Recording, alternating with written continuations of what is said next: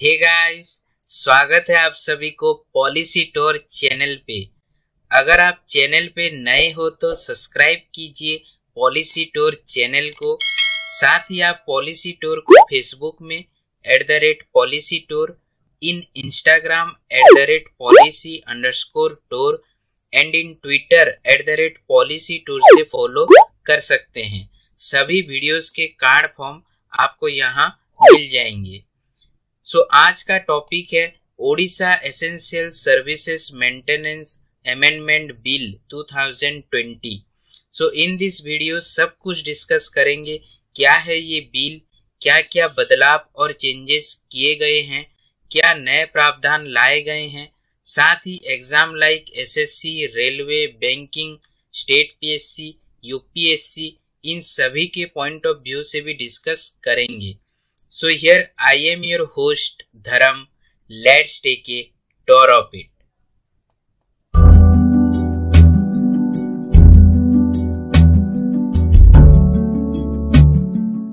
शुरू करने से पहले previous question of the day 5 था, in which state central institute for research on goods is located. So the correct answer is Uttar Pradesh. Odisha essential services maintenance अधिनियम संशोधन विधेयक 2020 को 23 नवंबर को विधानसभा से पारित किया गया था। विधेयक में राज्य में आवश्यक सेवाओं के कर्मचारी द्वारा हड़ताल को प्रतिबंधित करने के लिए 1988 के मौजूदा अधिनियम को संशोधित किया गया है। गृह राज्य मंत्री दिव्य शंकर मिश्र ने इसी बिल को विधानसभा में इंट्रोड्यूस किए थे। 1988 के अधिनियम में अगर देखा जाए तो सर्विसेज को सप्लाई और डिस्ट्रीब्यूशन ऑफ वाटर के साथ जुड़ा हुआ है। सार्वजनिक स्वास्थ्य के रखरखाव, स्वच्छता, उत्पादन, सप्लाई या फिर आपूर्ति और सेवाओं को व्यक्तियों या माल के परिवहन के साथ जुड़ा हुआ है, जो आवश्यक सेवाओं के रूप में सूचीबद्ध है। आइए देखते हैं क्या है की फीचर्स इसी अमेंडमेंट में।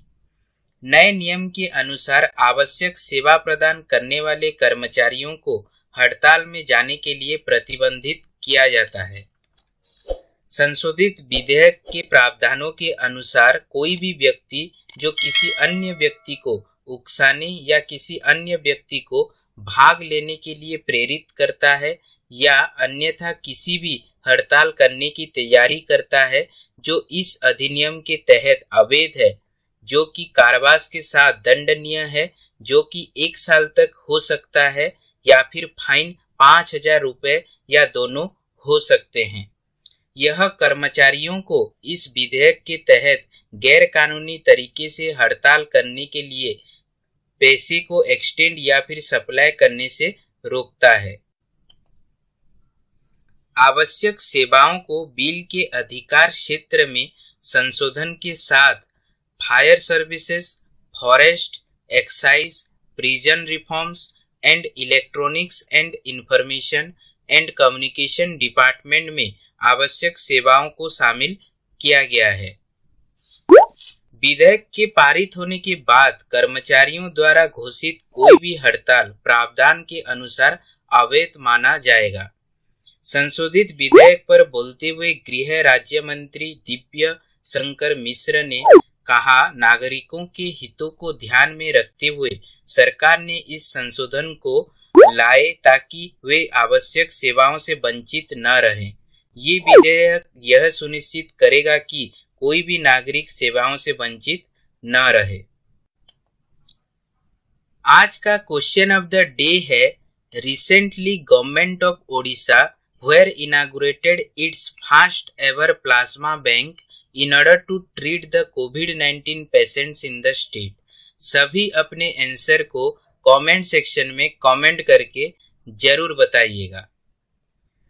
आइए देखते हैं क्या है ओपोजिशन स्टैंड्स इसी बिल पे। इस विवादास्पद विधेयक के पारित होने से नाराज विपक्षी विधायकों ने असहमति की है।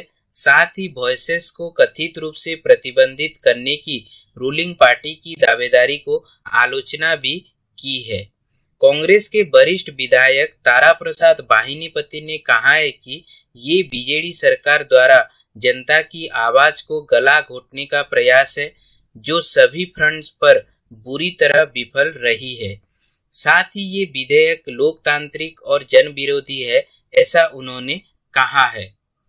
भाजपा विधायक मुकेश महालिंग ने हड़ताल में भाग लेने के लिए किसी भी कर्मचारी के खिलाफ डिसिप्लिनरी प्रोसीडिंग्स के प्रावधान को यह कहते हुए हटाने की मांग की है कि विरोध करना व्यक्ति का मौलिक अधिकार है। So this is it guys, यही है Odisha essential services maintenance amendment bill. सभी मेजर पॉइंट्स को हमने डिस्कस किए। अगर किसी भी प्रकार के डाउट्स हो तो आप कमेंट करके पूछ सकते हैं।